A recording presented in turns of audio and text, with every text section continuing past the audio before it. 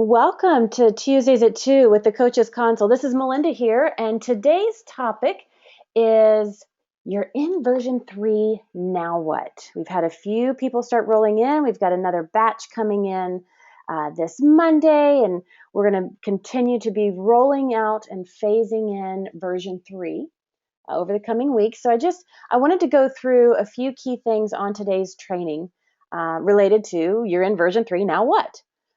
There's something I want to cover that I call it it's kind of the version 3 mindset or mantra, if you will. And we'll cover that today. I want to talk about, just going to give you an overview of the layout, a reminder now that people are starting to get in version 3. We've been going through it a couple times, but I also want to talk about some key differences between version 2 and what to look for when you do make the conversion over to version 3. And I want to just remind you where to go to find a couple of key features, okay? So we're going to be diving into that in the first part of today's training. And then, as always, we will open it up for, any live questions, Q&A time, whatever questions you have about your system. A feature, an element, an aspect of your console system, whether it's in version 2 or version 3, doesn't matter. And we'll go through that in the second part of the training. Now, for those that are listening into the recording, first of all, we missed you. And you can head to the Facebook group or the support center, either way, if you've got a specific question from listening to the recording. So either the Facebook group or the support center, that'll get your questions answered as well. But I do want to start with the version 3 overview. So let's dive in with with some of those elements, because what'll happen, I predict, well, first of all, we have a couple of questions that have come in about how do I switch over to version 3. I requested to be in the first launch, says somebody else, and that's what we're about to release. So there's going to be as I've mentioned throughout the trainings, when we're talking about version 3, we're rolling it out in batches, right? So we have some of our existing members that enrolled into boot camp. They've had access to version 3. Our Rockstar certified virtual assistants, they have access to version 3. And the first, what we've been calling the first batchers, many of you will start on Monday. And we'll turn that on so that you can see that on Monday. You'll have access to that. Now, here's what I want everybody to know. No matter when you're going to be rolled out and be eligible for version 3, you will receive an email from us the week prior to it happening. And that email is going to give you the instructions, the details, what you can expect, how to convert into version 3 when it's your time, when it's going to happen for you. So you will get a very thorough email the week prior, about the Thursday prior. So several of you are going to receive an email this Thursday that you'll be eligible to convert to version 3. Okay, so you haven't missed anything. We're starting that process for all of you first batchers. Or group of you for the first batchers this Monday. So look for an email from me, and if you get that email, you'll be eligible for version 3. And whenever you're eligible, you will receive an email from me the week prior, okay? And then what's going to happen is when you get that email that says, hey, you're eligible for version 3, when you go to log into your console system on the day that we say that you'll be eligible, you are still at choice. We just make it available for you to convert, and you can convert when you're ready. Okay, so I always want to be really crystal clear in that. So for example, Fran, I'm going to use you as an example. This is not going to be the case for you. I know you, and I'm going to use you as an example. So let's say that Fran, you're going to receive an email this Thursday saying, hey, you're going to be eligible for version 3 this coming Monday. And we give you all the details. Well, on Monday, when you go to log into your console system, it's going to log you into version 2. So it'll still look, let me switch screens here. It'll still look like version 2. So it'll look like this. And on your dashboard here in the upper left, I can't show you in this training account. But what you'll see is when you log in, there will be a section here in the upper left of your dashboard. And there'll be a couple little sentences about version 3. And in all caps and in big letters, it will say, "Convert me, baby." And when you're ready, click that link. It'll take a few moments and you will begin right before your very eyes. It will go from looking like this to looking like this. And depending on how much content you have in your console system that's already been configured, it might take a few moments, few seconds, few minutes, several minutes, depending on the amount of content, okay? So that's the process. Now, if you're like, "Ooh, that's nice, I get version 3. I'm not really ready to convert yet." You don't have to. Keep using version 2 as long as you feel comfortable. You can continue to use version 2 all the way through until the end of this year. You'll have the opportunity between any time that you're made eligible for version 3 until December 31st of this year, 2015, to convert whenever you're ready. Now, after January 1st, everybody can be converted, whether you've selected to or not. Everybody will be on version 3 come January 1st. Okay, so that's how that process is going to work. So the first thing, look for the email from us. That's going to give you your date as to when you'll be eligible. Okay, now there's a group of first batchers. Some of you will be rolled out this coming Monday, and then the following week or the week after, the rest of the first batchers will be rolled out. We're rolling it out in segments, and we had an overwhelming response to our first batchers. So there's a lot of you. So we're going to break you out into 2 groups. First batchers part A, first batchers part B. Okay. So look for the email from me. You'll log into version 2, and then look on your dashboard for the Convert Me Baby, and whenever you're ready, click that button. It'll convert you automatically so that it switches right before your very eyes to look like version 3. Okay? Excellent. Now, the most common questions that we get, and this is kind of where the mantra comes in that I want to share with you. When you make the switch, a lot of questions that we're hearing from people that are using version 3 is, "Oh gosh, am I going to screw anything up?" Right? There's this sense of, because there's a different look and feel to the console system, when you start clicking on something, there's this nervous energy of, "Am I going to screw anything up? If I click on something, is it going to mess anything up?" The answer is no. And I used this analogy in last week's training. It's like you painted your kitchen, right? Like you have white walls in your kitchen, pictures hung, decorations out, all your stuff in your cupboards, plates, cups, all that kind of stuff. And you wanted your kitchen to be remodeled and to be blue instead. So a crew comes in, empties your kitchen, takes everything off the walls, everything off the counters, everything out of the cupboards, paint your cabinets, paint your walls. You now have a blue kitchen, and then they put everything back. Same kind of thing with version 3. So as you're clicking around, you're not going to screw anything up. And the mantra that I want you to have is, because things look different, click slowly. Be intentional as you're clicking around. I know I am the most guilty of I call it getting click happy.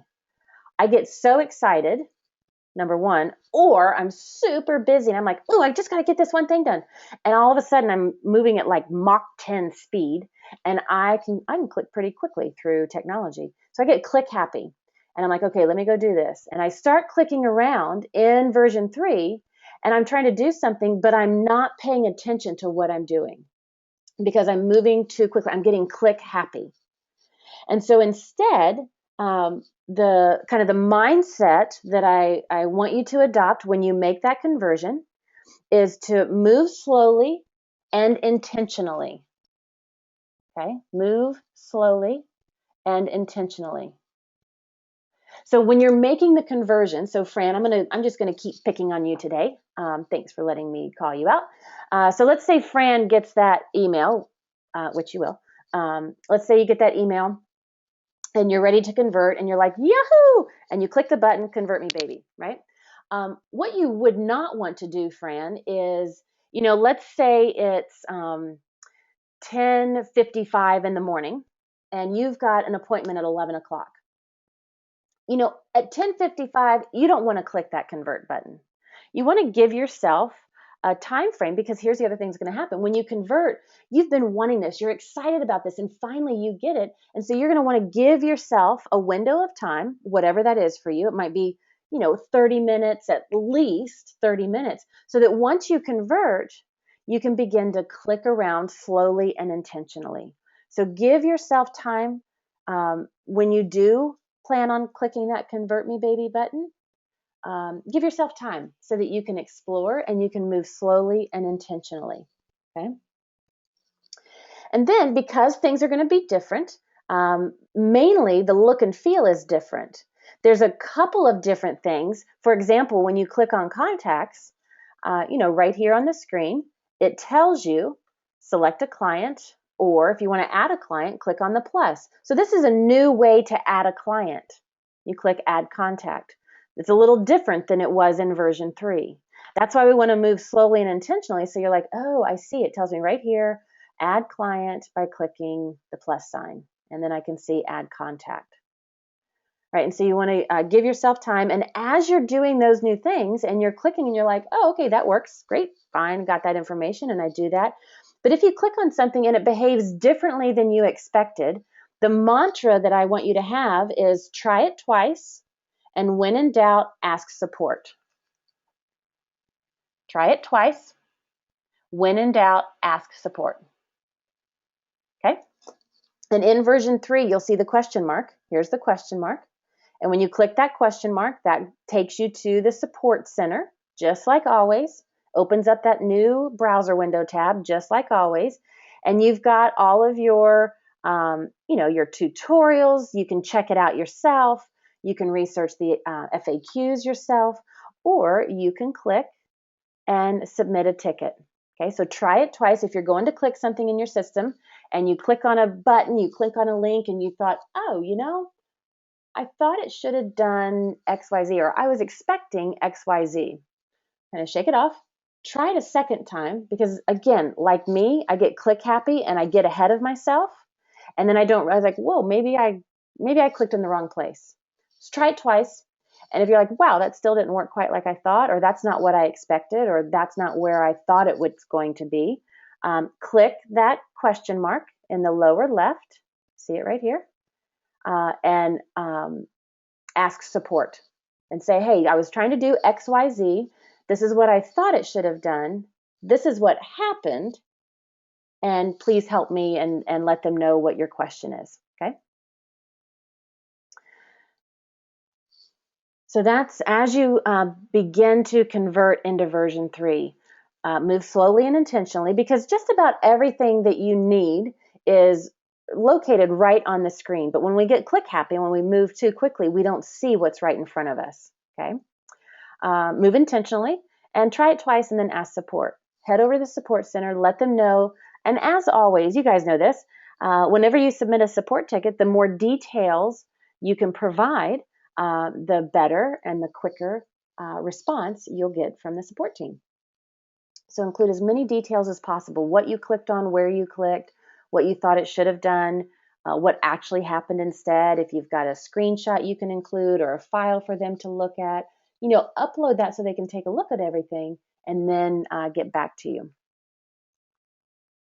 Now, one of the main layouts that I want to share with you and remind you of is when you're going from version 2, let me switch back to that screen.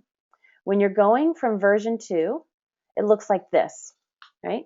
This is one of the biggest differences in the layout of your console system. Version 2, and this is for all, I'm just talking to all of our existing members right now that have been with us prior to August, or prior to the first half of August, really. Version 2 has everything about your console system is organized into 3 tabs. And then once you click on these tabs, you'll see the modules. Here's the website module, the communicate module, billing module, shopping cart module, so on and so forth, clients and calendar. In version 3, we just eliminated there's these 3 tabs. So you go straight to the module. Okay, so it's a little quicker access to exactly the section of your console system that you're working on. So version 3 looks like this. Let me switch screens again. So instead of having those 3 tabs in the upper left, we just give you the straight up modules themselves. So here's the website module, communicate, billing, shopping cart, report, so on. So they're all just listed right here in this blue strip. So that's one of the biggest changes in the layout of where to find things. So it's a lot easier to get exactly where you need to be going in your system. The other heads up that I want to give you is in version 3. Just to remind everybody about this, let me go back to version 2 first. Let me show you what it looks like in version 2. So here we are in version 2. One of the tabs was clients. Now, technically, when you click on the clients tab in version 2, all of your contacts live here, no matter what status option they have, whether they're an active client, whether they're a prospect or a hot lead or whatever they are, all of your contacts live right here, not just clients. So even though this tab is labeled clients, all contacts live here. This is where you organize your groups, etc. In version 3, we relabeled it. So instead of it just being clients, we relabeled it contacts. Okay. So in version 3, it looks like this. Here's version 3. And so here's that contacts. It's the same thing. Here's all of your active clients, all your prospects. So all of your contacts live here. This is where you manage your groups. It's just relabeled contacts instead of clients. Okay, so that's another big difference in the kind of the overall layout. Andrea asked a question. We were just talking about contacts and clients, and Andrea asked the question, when you add a new contact, who decides what the username and password is, and do I give that to them?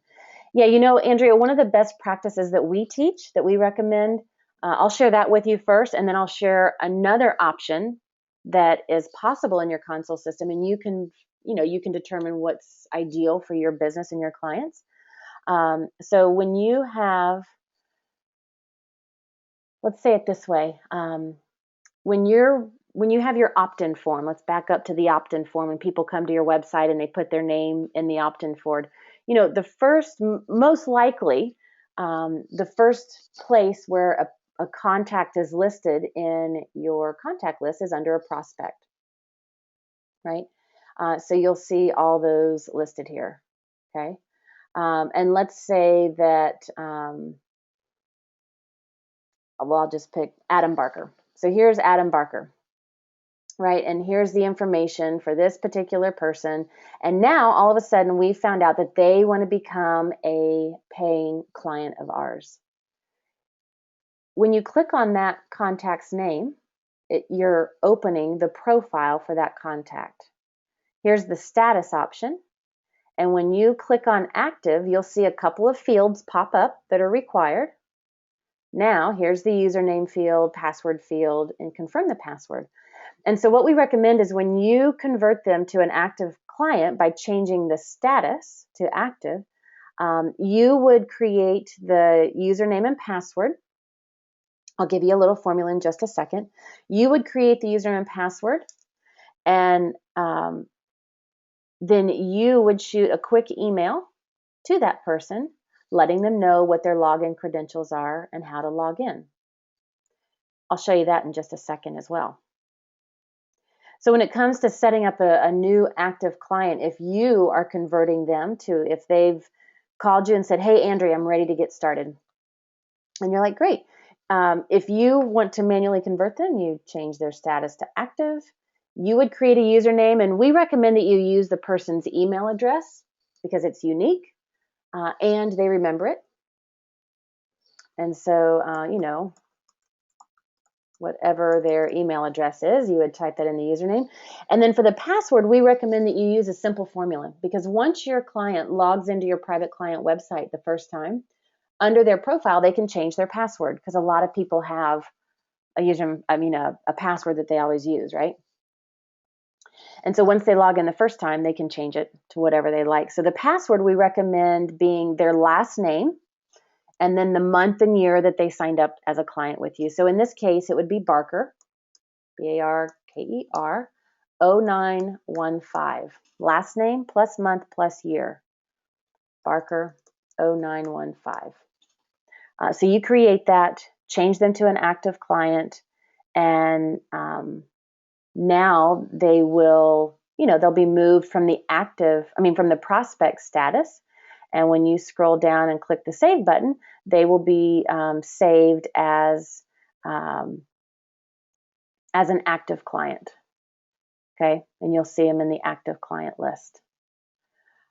So that's one way that you can do it. Another way that happens automatically is when you are working on agreements. Let me just skip over to the agreements tab. When you're working on agreements, if you're setting up agreements with a client, so here we have some agreements, and let's say they are going to do our Jumpstart package, and you set up the agreement, and that contact accepts the agreement online, it's automatically going to, your system will automatically turn them into an active client. It'll automatically change that status when that prospect clicks I accept. And when the prospect clicks I accept from the agreement, that will trigger what we call the new client autoresponder messages. Okay. Another way that somebody can become kind of an active client is if they buy a package or a program through your shopping cart on your website. So if you use agreement or you use the shopping cart and somebody purchases a product from you, then your system will automatically make them an active client and deliver an autoresponder that gives them their login credentials, or you can actively set them up. So those are the three ways that a username and password can be created and delivered to them. I'll show you the new client autoresponder in just a second, Andrea. But there is a way that, some people take the approach that they don't want to have to create the username and password for their clients. They want the client, when the client is ready, they want the client to register themselves.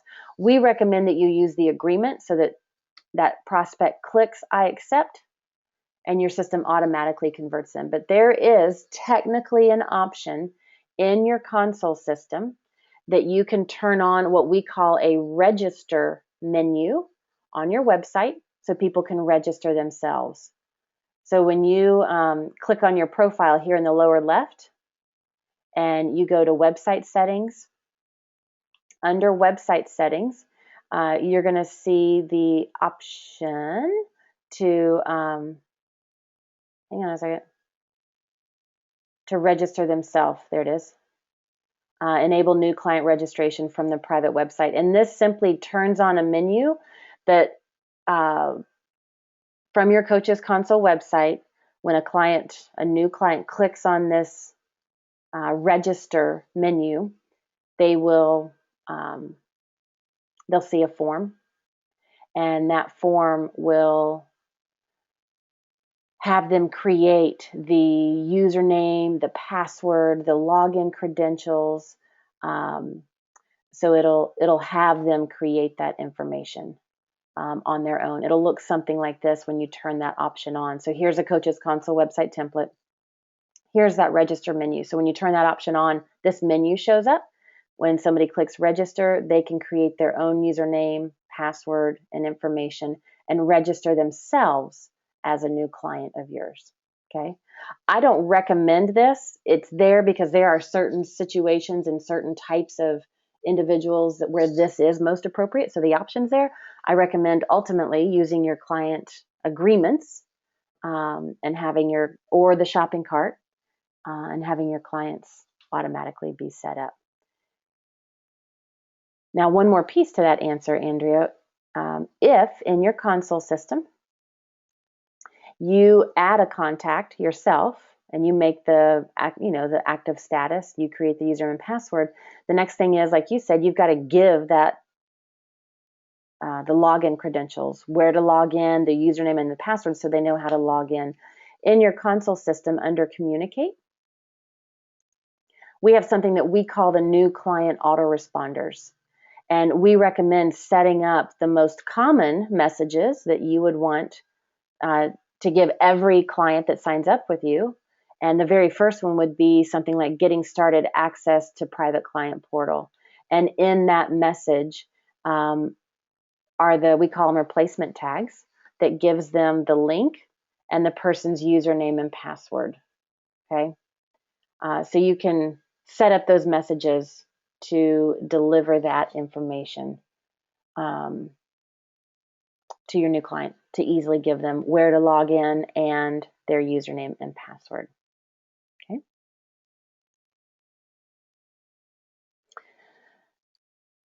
Okay, couple of other things that I want to talk about regarding version 3, and then we can open it up, and if you do have other questions, you can type in other questions into the webinar box, whether it's about today's topic or about any topic, any question that you might have. Post that in the webinar box and we can go through it. Some of the key differences between version 2 and version 3 to really pay attention to. The first one that I mentioned was the relabeling of clients to contacts. Another key difference to look out for is in the website module under sidebar boxes.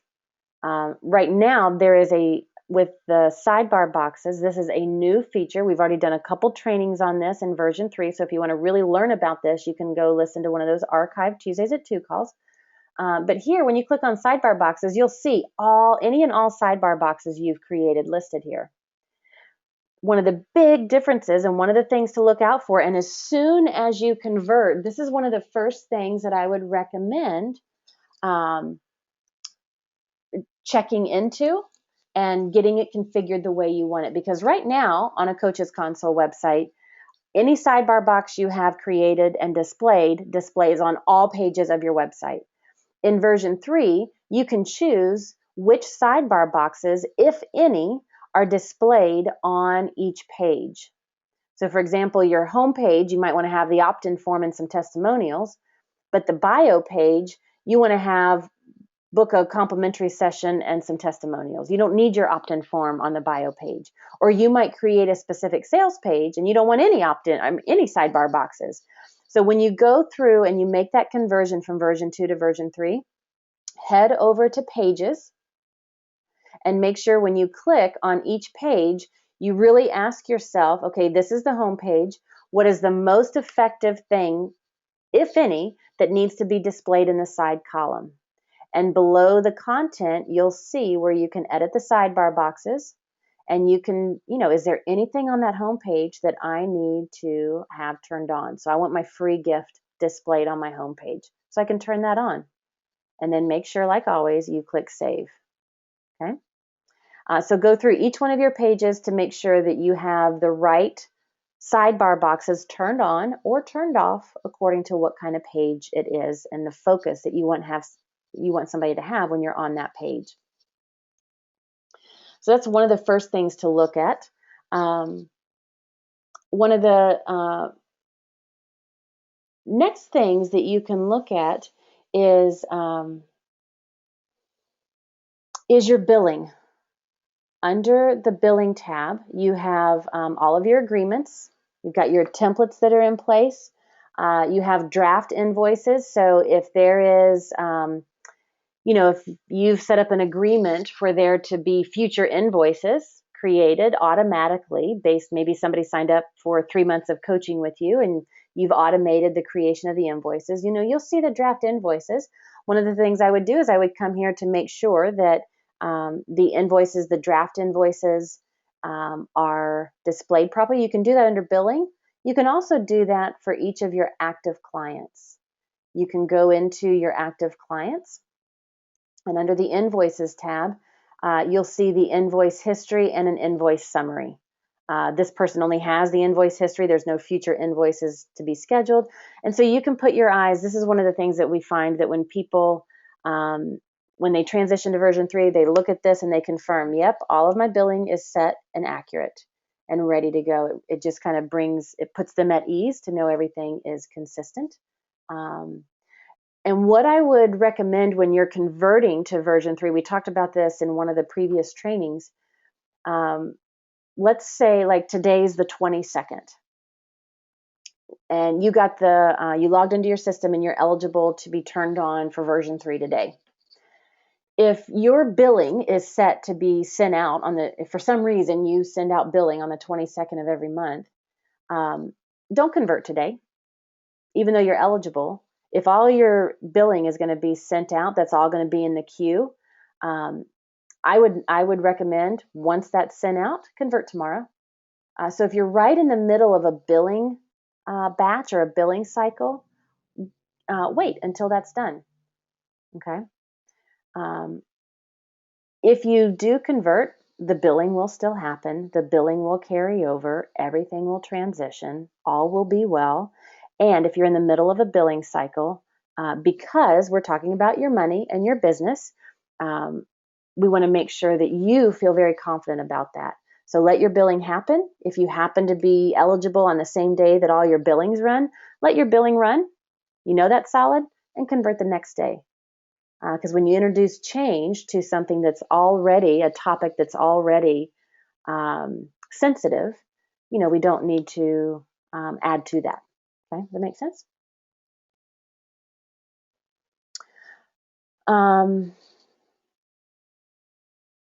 When you're in the other thing that I just want to point out, when you're in the console system in version 3 and you click on that, you can either get to the support center by clicking on the question mark here in the lower left of version 3, or when you're on the dashboard, click up here on dashboard and you can go to customer support. It's just two different places that take you to the same location. Whether you click the question mark or you click customer support, it's always going to open that new browser tab just like it always does in version 2.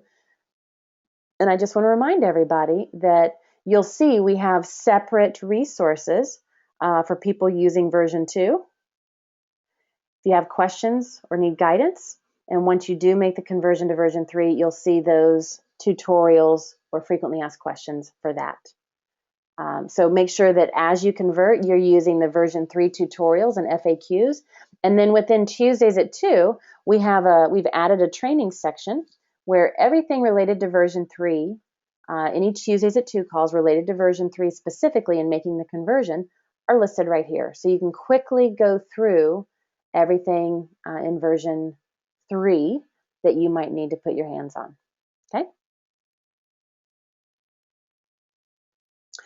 Christina says, what are the benefits of version 3? The benefits of version 3 is there's a few different levels. Fewer clicks, quicker access to what you need to put your hands on in your console system. When you're working within different sections of the console system, you have more information that might be related to what you're working on. Let me show you an example of that. So under contacts, when I click on a contact's name, you have this information, whether it's what group or autoresponders this person belongs to, a shortcut to send an email to that person. You have the ability to do more things with contacts and do a search right from here. So you have access to additional related information without having to leave screens. So it allows you to get to the part of the console system that you need to get to. Those are some of the key features or the key benefits. And then we've added a few new features like the version 3 email tracking report. So there's an email tracking report, bounced email subscribers report. There is the ability to customize those sidebar boxes. So, the benefit in version 3 with that is when you customize those sidebar boxes on your website, you can really create powerful and effective pages depending on the type of page, whether it's an opt-in page or a sales page or an information page. You can create the right call to actions on each page. So each page is as effective as it can be. And with the email report, you can track communications and effectiveness of messages, copyright, marketing material, and keep clients engaged because you know if they're receiving your messages, opening, taking action, and whatnot. So those are some of the key benefits to version 3, Christina. Lena asked the question, please explain how my pre-session forms and post-session forms from version 2 has migrated to version 3. When you're in let me start with version 2. So here we are in version 2 under admin and website.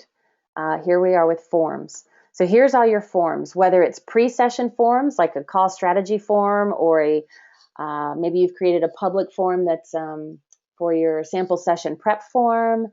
So any forms that you have, whether it's pre-session or post-session or anywhere in the coaching experience, here's all of your forms. Right? Now, Lena, I know this is my training account, but your forms are going to be listed here, just like my forms are listed on this screen. So that's under the website module and under forms. And when I click that convert button to version 3, and let me switch screens to version 3. So here I am in version 3, and I click website. Here's forms, same thing, and I see all my forms listed here. Whether they're pre-session or post-session or any form that I might use with any client or any group or any program, they're all still listed there. And I can still do the same things with them. I can edit, I can duplicate that form, I can delete it if I need to, I can preview it, I can make it display on my page or not. And so it's still the same. It automatically, it just looks different is all. Okay. Tina asked the question, are all the VAs trained in version 3? Yep, they sure are. They've been trained in version 3. They have access to version 3. So all of our Rockstar certified VAs, so when you are in the support center, you go to the support center and you scroll down to common resources for all members. Here's the certified VA marketplace right here. When you click on this, you'll see a listing of our Rockstar VAs. My page is loading, but you'll see you can read about the whole concept that we have with these trained virtual assistants, and then you'll see them listed here. You can see their picture, their name, hear a little personal message from them, and you can choose, but they're all familiar with version 3 and have the ability to support you in that.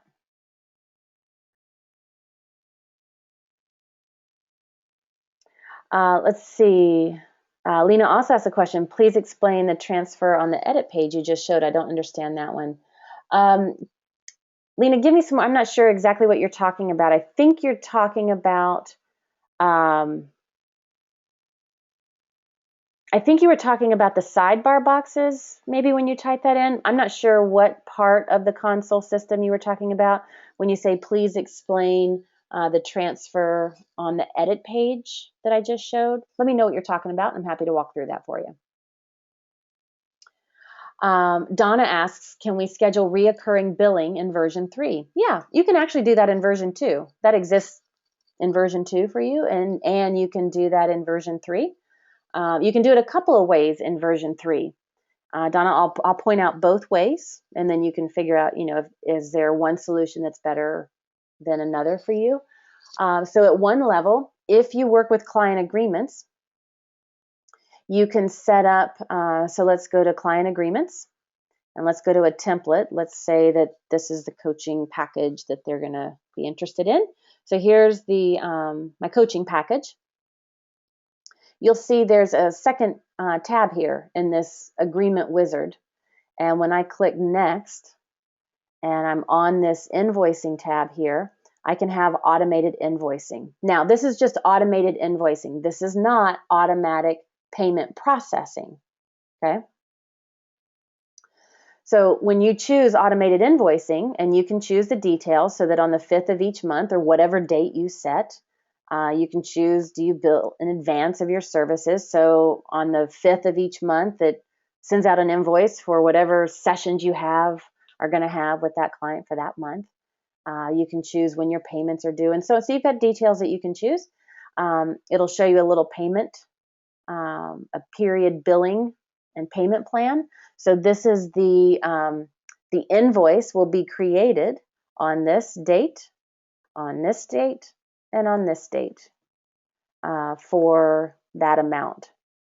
And so it will automatically generate and send this invoice to the client. And then once your client gets that invoice, they would log into your private client portal to pay their invoice. So that's the payment is different than the creation. Okay, so this is automated invoicing. Now, automated recurring billing, typically what people mean by that is somebody's card is charged a certain amount every month or every 30 days for a certain time frame or a certain number of payments. That is accomplished with your shopping cart. And when you create a product, let's say you want to sell your coaching package online, or you've got a teleclass that you want to sell, or any kind of package or product or service, you can create that. And so let's say here's our coaching package. And when I create a new product, or I'm editing this particular product, you'll see under the product price, you can choose, is it a one-time fee, or is this going to be a reoccurring fee? And I could say, you know what, this is going to be a reoccurring, and I could say this is going to be $9.97 each month or every 30 days, whatever your option is, whatever you prefer. And this is going to happen over 6 cycles. So you can set up the reoccurring payment so that when somebody purchases this, automatically from the date of purchase, either every month on that day or every 30 days, whatever option you choose, their credit card will automatically be processed for that amount. So you can accomplish that type of thing, Donna, in a couple different ways. Okay. Kelly asks, any significant changes to the shopping cart for version 3? No, actually there's not. You'll see the products listed. The products report remains the same. You've got the dates that you can run for the product report to give you sales, sales by product, and the people that enrolled for each type of product. And when we say product, we mean your packages, your services, your programs, teleclasses, anything that you offer people to purchase. You still have your courses and your course data and the course tracking for each of your programs. So the shopping cart, there's no significant changes in the shopping cart. That remains the same. Okay. Helen says, if we haven't started using version 2, should we wait and go straight onto version 3? I would not recommend that, Helen, only because when you're in version 2 and you're clicking around, again, I'll use this as an example. When you click on the website module, if you want to create a form, you click on Forms, you click Add Form, and you can add your form. When you go to version 3, if you're setting that up, inside version 3, you click on the website, you click on Forms, and you click Add Form. So it's the same process, it just looks different, right? I would not delay getting started until you have access to version 3. Because the steps that you take for quite a bit of what's in your console system are going to be the same steps, just like I just showed you. Click on website, click on forms, click on add new form. It just has a different look and feel about it, but you understand the way it works. I click on website, I click on forms, I click on add form. Okay, so there's so much in your console system. I would rather see you starting to get things set up, seeing results, and then make the transition, because you'll already be familiar with the features and the functionality. Fran says, wow, it looks much more streamlined. Yeah, that's kind of the idea. It's more streamlined. It's easier to get access to what you need and related data. So it definitely is. Okay, let's see a couple more questions that have come in. Hang on, Lena has given some clarification about what she was talking. Hang on. Contacts in 2 boxes with 2 arrows in the middle. Oh, geez, Lena, I don't know what.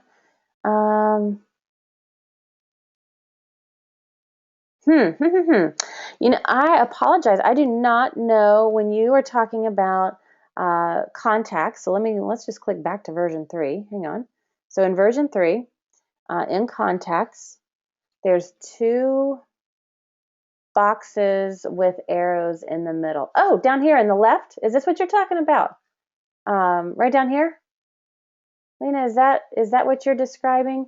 like at the very bottom of the contact list, there's these 3 circles with the 2 arrows in the middle and this group of people and the magnifying glass.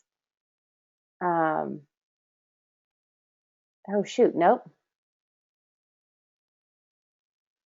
These boxes were in the middle of the page. Hang on.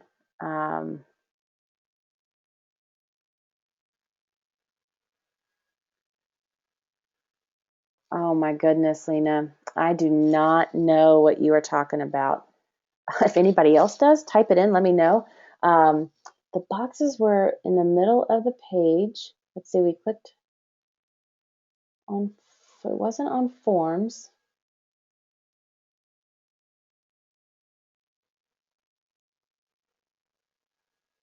Has something to do with transfer of clients.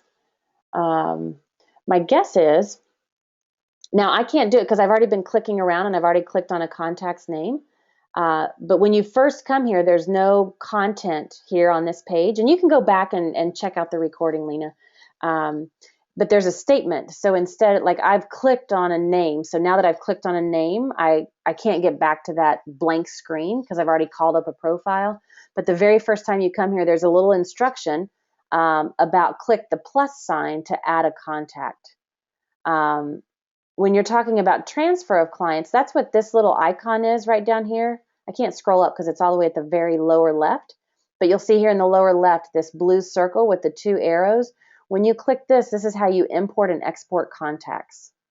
And so you have the ability to import contacts, whether you're doing it from Outlook or QuickBooks or whatever program you're using, you can customize it. You can also export your contacts from your console system somewhere else. So go back and watch the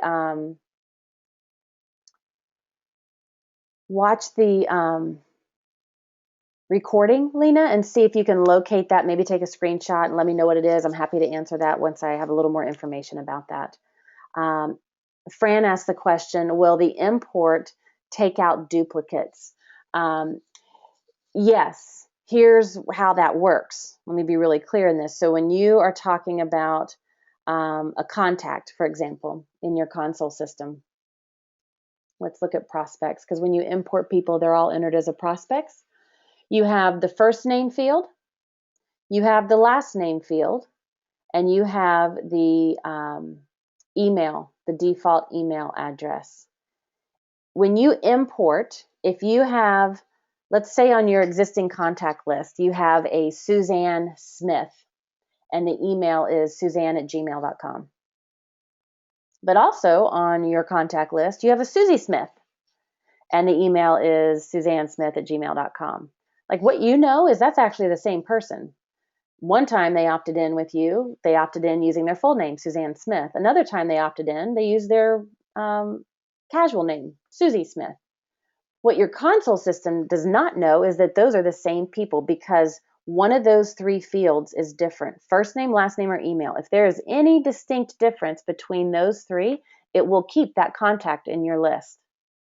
If they are identical, if Suzanne Smith, Suzanne@smith@gmail.com is in your contact list, in your export or your import file, and you have a duplicate that's identical, Suzanne Smith@gmail.com, your console system will not bring in the duplicate. It will eliminate that because it sees, oh, this is the same thing. Okay.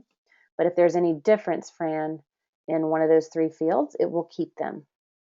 And that happens all of the time, by the way.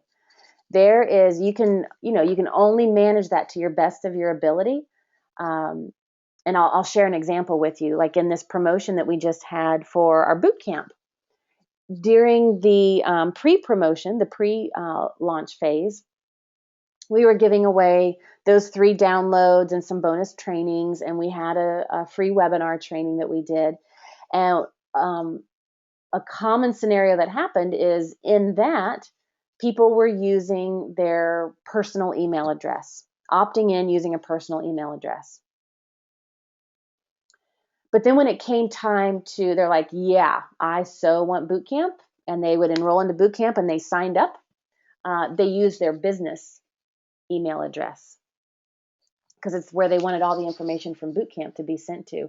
So in the system, we know that Susie Smith, using her personal email address, is in there. But because Susie Smith enrolled into boot camp using her business email, if we don't do anything about that, if we don't merge that or eliminate one on our own, then Susie's going to be on our list twice.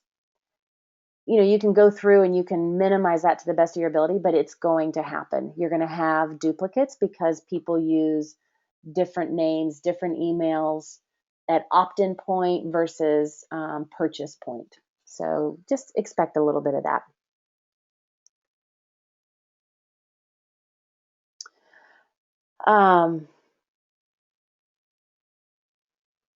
Fran asks, will the last name field be removed as required? Yeah, we're going to get rid of that. Now, when you transition into version 3, it's not yet there, but that's one of the enhancements that we're going to be adding in right behind the rollout of version 3. So that's going to be one of the first things that we are going to eliminate is getting rid of that last name field being required in opt-in forms. Okay. Fran says, yay. Karen says, what is the best way to combine duplicates that do have something different, but you know it's a duplicate? Can you delete one and click on the opt-ins and groups they were in? You could do that. So if we know, if we know that in the prospect, so let me expand prospects here. And let's say that we have an Adam Barker that's a prospect. I don't think I have any duplicates in here. So you use your imagination with me. And yeah, I don't have any, there's not any in here for that.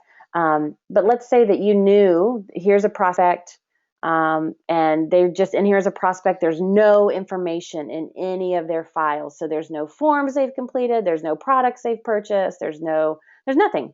The only thing in their profile is down here under groups is, there we go. Under groups, there might be, depending on how they opted in or how you set it up, there might be a group that they're associated with because of that.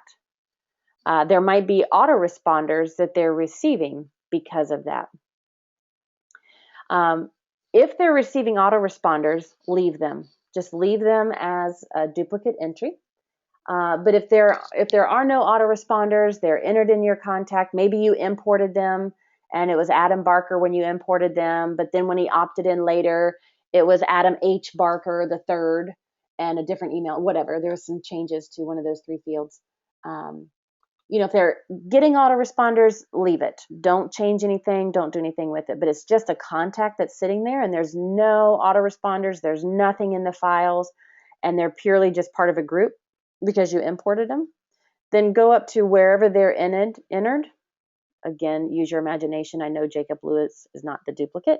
And you can just go down to the groups that Jacob's in and assign them to whatever that group they're supposed to be in when they were first on your list. That's the best way to do it. You can run a client's report to get an idea. I mean, you can just scroll through your contact list, but you can also run a client's report, first name, last name, email address, and get an Excel spreadsheet so you can also quickly see duplicates that way. Or you can just scroll through your contact list. You can type in and do a search for Adam, and it'll show you, here's an Adam, and then I've got some more Adams here, and I don't see any are duplicates. You can also do it that way. All right, let's see, another question that Lena asked. Will it be possible to make complete translations, like 100% of every text in your, so 100% translations to other languages in your website? So everything that your prospect or visitor would see. Let me just open up the website here for a second. Hang on. There we go. So anything that the prospect or a visitor would see, it's going to be just like with version 2, Lena. You can edit the menus, any sub-menus, so that it's in whatever language you want it to be in. The page content or any sidebar boxes, you can customize that. Fixed text, like the label for the first name field, that there's a handful of small little things like the labels on the opt-in form that we provide you. Some of the footer, like the word navigation or the word contact. All of that is going to be fixed, and that you're not able to edit. So there's just a handful of little things that you're not going to be able to switch over if you're doing it in a different language. But anything else, whether it's on the public website or in the private website, all of that you can convert over. One of those other little things, let me just show you this. Let me go back to website, forms. Let me preview a form for you. So let's say the goals form. Let's preview that. So when a client logs in, you have the ability to customize the name of the form, the description and instructions, what each question or statement is within the form. So that can be in any language that you want it to be in. The other little piece that is not able to be, I'm in preview, I can't see it.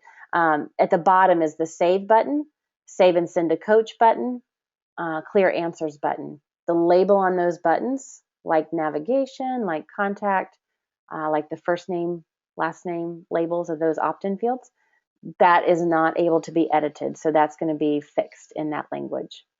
Okay.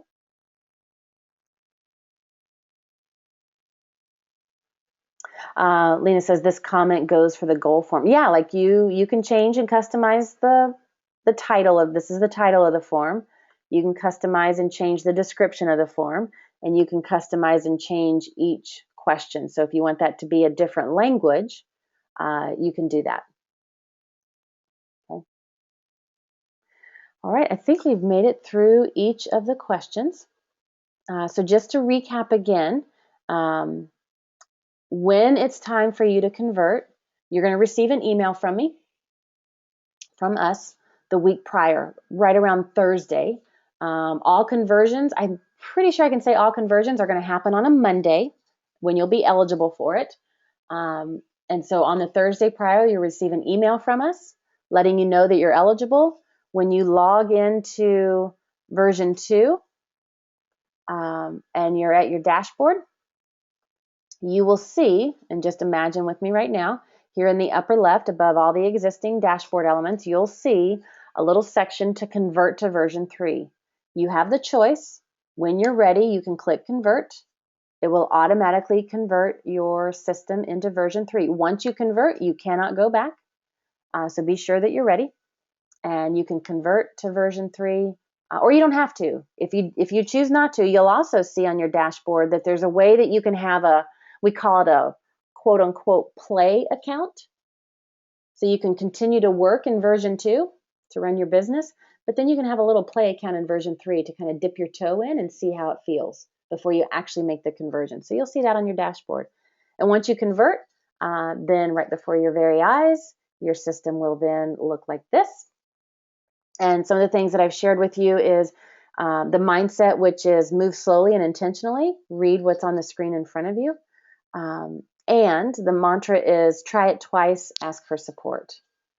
So that if you're doing something or experiencing something, then make sure that you try it twice and then ask for support if you need to by going to the support center, submitting a ticket, because it may just be something specific to your specific system, right?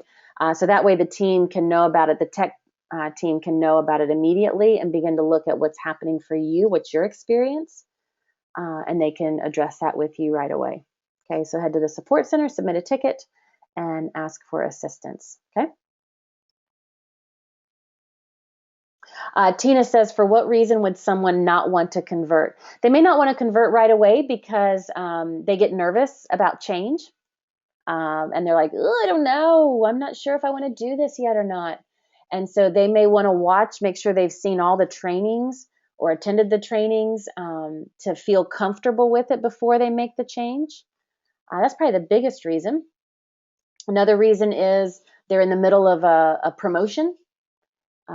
And you don't want to switch things up with a different look and feel, because when you're in that promotion and you're sending out email broadcasts or email campaigns and directing people to an opt-in form, you want to be working in something that you're confident with. And when you're in version 2 and you know version 2 and you know where everything is and what it looks like and what to click, you can maneuver a little more quickly. And so if you're in the middle of a promotion, you might want to wait till that promotion's done. If you're in the middle of a billing cycle, you might want to wait till that billing cycle's done. So those are the top reasons why somebody would not want to convert. Okay.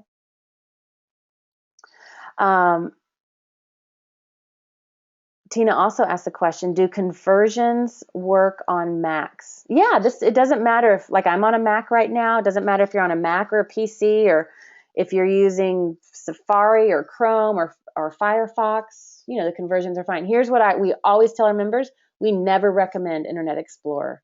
That's not just for us, for Coaches Console.